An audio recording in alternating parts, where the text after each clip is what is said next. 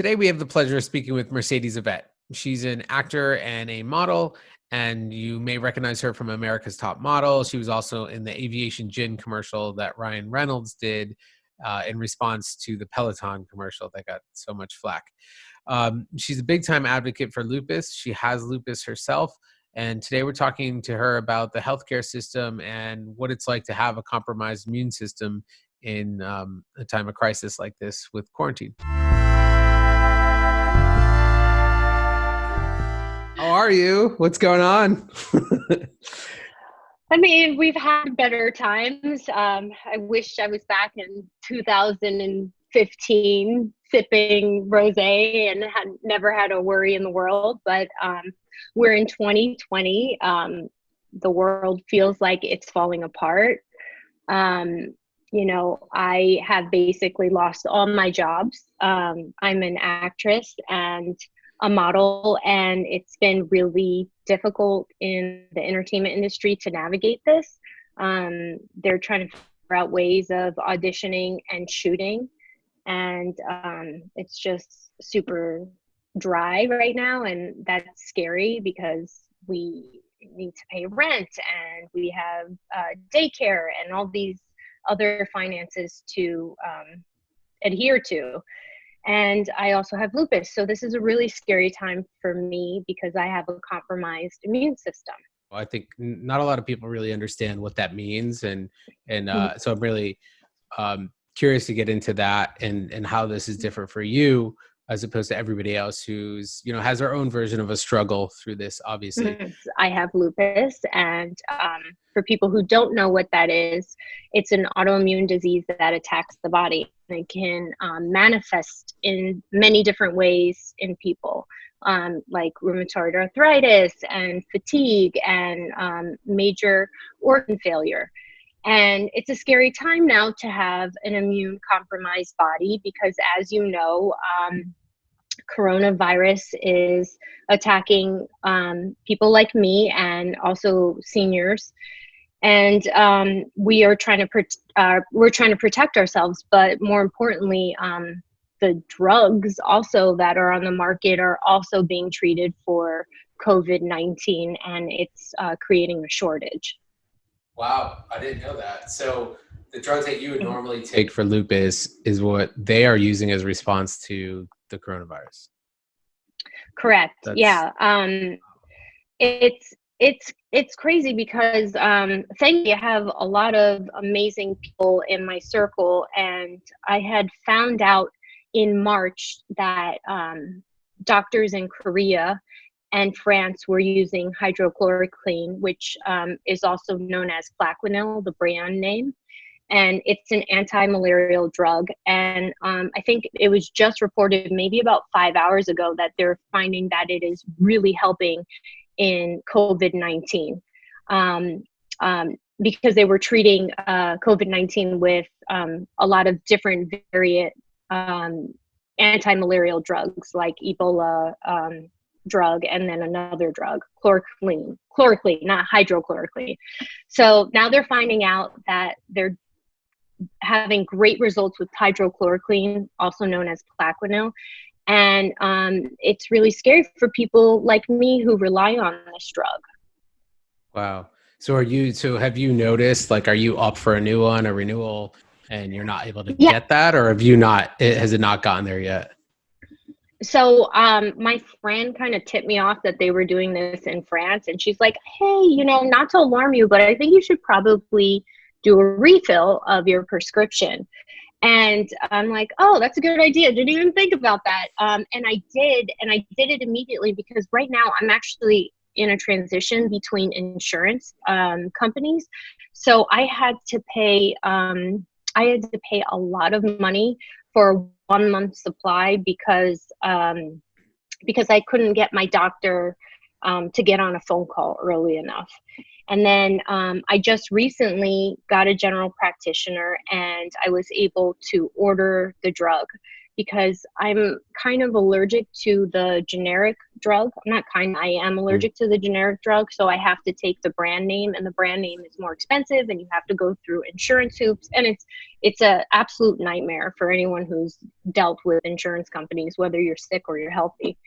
So, but they do have my drug. I just ordered a 90-day supply, but I know that isn't the case for a lot of other people. Maybe the insurance company I'm using is working with a pharmaceutical company that has more of a supply. But I know that for some other people, they have had shortages, and they are having a really hard time producing it because the manufacturers are producing so much for COVID-19.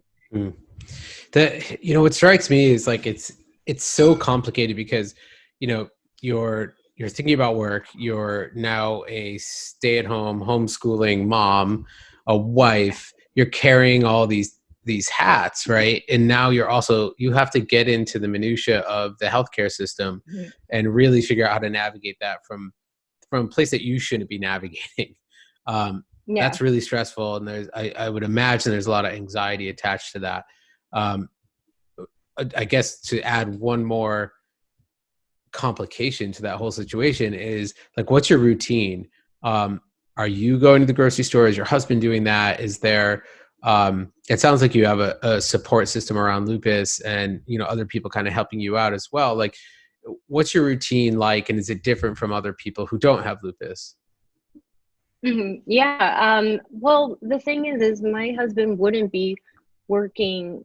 He would probably be out in the field, but because I have a compromised immune system, he's forced to stay at home. So that compromises his job, and then it puts anxiety on our relationship because I feel like I'm at fault. Gotcha. So he's not going to the work site because of potential contamination that he could bring home and then hurt you. Yeah. So, wow. Exactly. So there's a lot of, I'm generally not a stressed person. I'm like naively positive, but but this month is feeling a lot better. But when it first happened, I was like kind of having a nervous breakdown, and that I don't think I haven't had one since college, which is kind of crazy. So it has been stressful dealing with our relationship, having a very active son who's almost 3, wanting to go outside. He's saying, "Mommy, let's go to restaurants." I'm like, "What? I don't want to go to a restaurant." But yeah, it's a hard time to navigate between these things. And you asked me what my routine is, not to diverge, but my routine is basically getting up, meditating early in the morning before anyone wakes up, and this is as of recently just because I needed to calm myself, and then making breakfast, having time to myself, working out, whatever that is, which is like watching things on Instagram or maybe watching people work out. It makes me feel like I'm working out. That's my favorite. That's more my speed. Yeah. I'm like, you don't cheat on that last squat. But and then my best friend has been Instacart. Like, my husband will go out once in a while. I always make sure he wears protective gear. I'm like the germ Nazi. I'm like, did you wear your gloves? Did you talk to people? Were you standing 6 feet away? It's like, oh my God, so bad.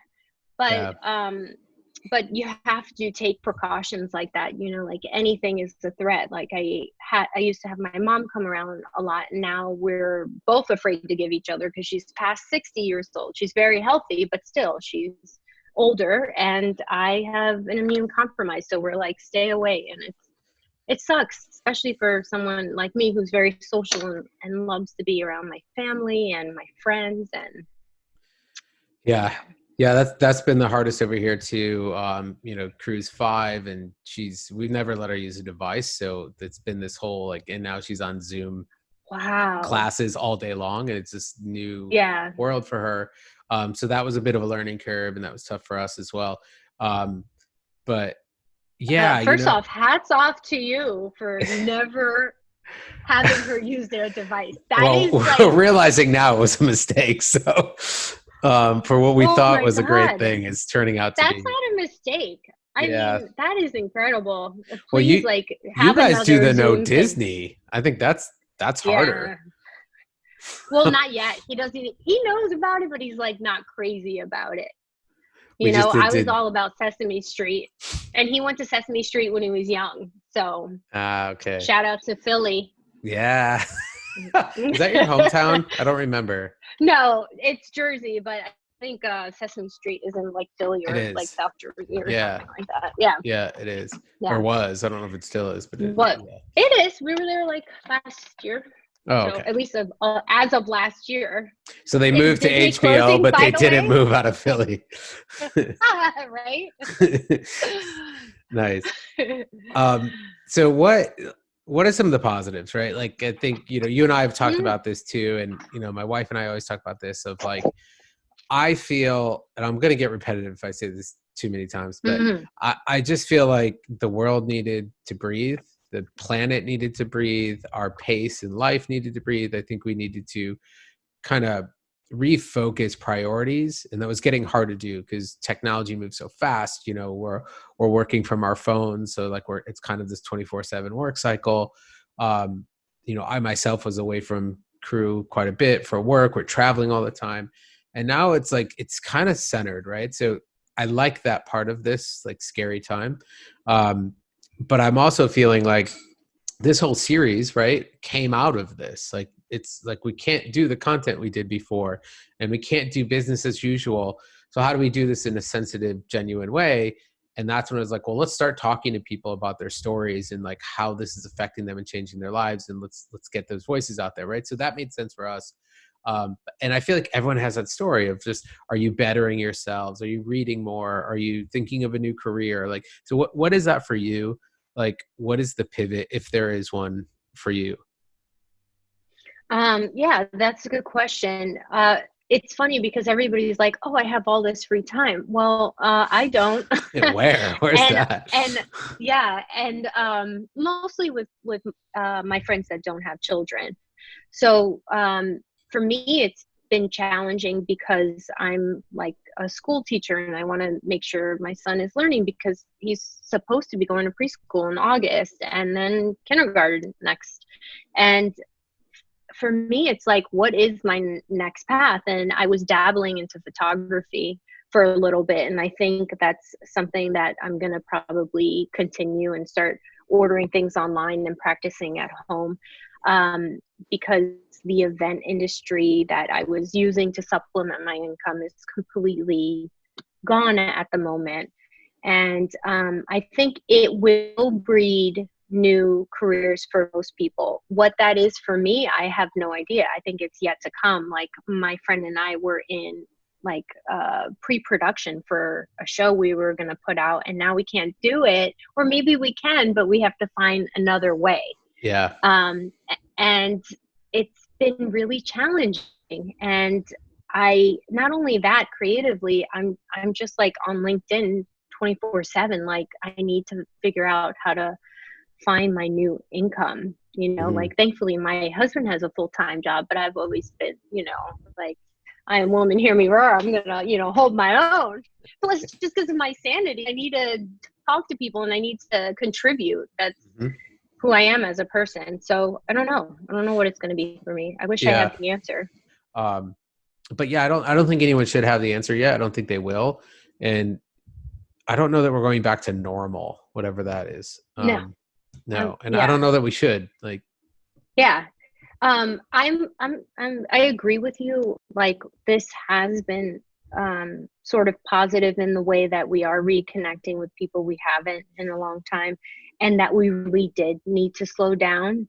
Um, I felt that way. I felt overwhelmed by all the stuff that was going on. And now I'm like, oh, I actually talk more to my neighbors than I have in the last 8 years I've been living yeah. here. I'm like, oh, wait, I didn't know you're from the East Coast too. When did that happen? So I am learning more and growing, and I really do appreciate the community. I think we're the thing that makes me feel a little bit better is that we're all in the same boat, and so I think somehow it'll work out because we'll all take care of each other, and we'll figure out a new way of life and a new way to do things, whether it's a barter system. I mean, I know I'm friends with a lot of artists. I was an artist myself. I owned a jewelry company for 5 years, and some of my friends are bartering stuff, which is cool. And I'm also friends with a lot of people that own businesses, and we're trying to support them in any way possible. My friend opened up a nail shop, and so we bought a gift card for services when hopefully this is over, or supporting your local pizzeria. And my husband and I made a pizza at home with the kit that they provided. So I think we're just going to have to redefine how we live, how we make money, and maybe it came at the right time. We're starting a new century, right? So maybe this is what we needed. And with the environment, I couldn't agree more. But then we're getting reports that if we do go back to the way we were, the environment will be worse off, because the environment is not going to have enough time to catch up to all the pollution that we gave a break from for the last couple of months. So that's certain things I think about and worry about. And I mean, there's so much to worry about, it's I know. And this is, well, I'm glad to hear you doing the meditation.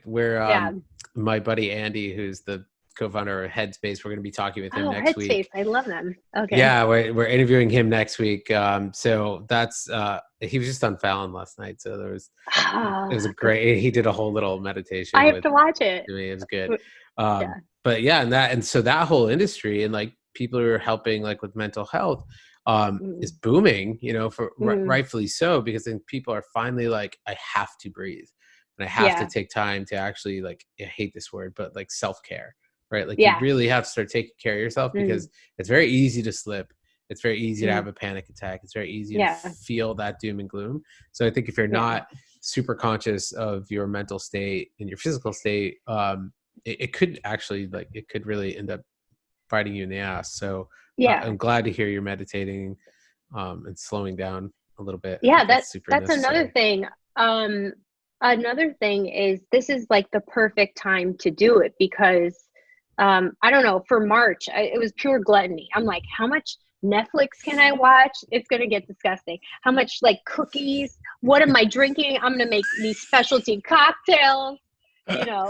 Noon is never too early to start. I'm like, my kid is driving me to drink, all this stuff, right?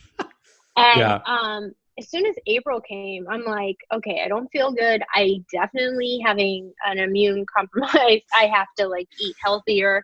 So this is the best way to start, because, like, I don't know if you are on Instacart or anything, but flour is like the hardest thing to find. And I've been wanting to go gluten-free for such a long time. And now there you go, right? And I'm not drinking for the month of April. Check in 3 days to see how I am. But I'm, like, coming up with turmeric and ginger and these cool cocktails that I'm like, I can be healthy. I can still have a good time. It's all here. It totally is. No, you're 100% right. I'm doing the same thing. I was just like, I was on keto for all of February. Oh, wow. I was going to Montana on the snowboarding trip, and I was like, I want to really, like, hone in and be super healthy. Yeah, I want to shred the gnar. I want to shred. It's going to be so rad. Pow. I want to be lean and rad. So I was trying to, like, lean out as much as possible, and I got into it and I really liked it. And then, like, this stuff happened, and then I was like, well, I'm just going to eat cookies and drink alcohol, because obviously, and now here we are. It's all the gains are gone. But is there anything else you want to cover before we do wrap it? Well, for people who do have lupus, I highly suggest that you follow the Lupus Foundation of America. They're number one for advocacy and awareness. And they have the latest information. They're constantly speaking with doctors to find out where medicine shortages are. So that's something that I want to give out to the lupus community. And to all my actor friends, let's collaborate. Let's think of ways that we can entertain, inform, and inspire. And that's pretty much it. Awesome. And then I know that you are planning to do more on Instagram. So where can people find you on Instagram, and what are you going to be doing? Yeah, I am going to be posting healthy recipes. So if you're into that and into yoga, I used to be a yoga instructor. I'm going to be posting some yoga poses that will help you get through your day. So it's Mercedes.Yvette. That's MERCEDES.YVETTE. Awesome. Mercedes, thank you so much. It was Yeah, thank amazing to you. catch up with you. It's been a while and it took a pandemic to get us back together, but I know. it's really good to see you. And honestly, I think, it's an important voice to hear. And I thank you for taking the time to let people hear it. Yeah, thanks for having me. I think what you're doing is amazing, and I can't wait to see your other guests.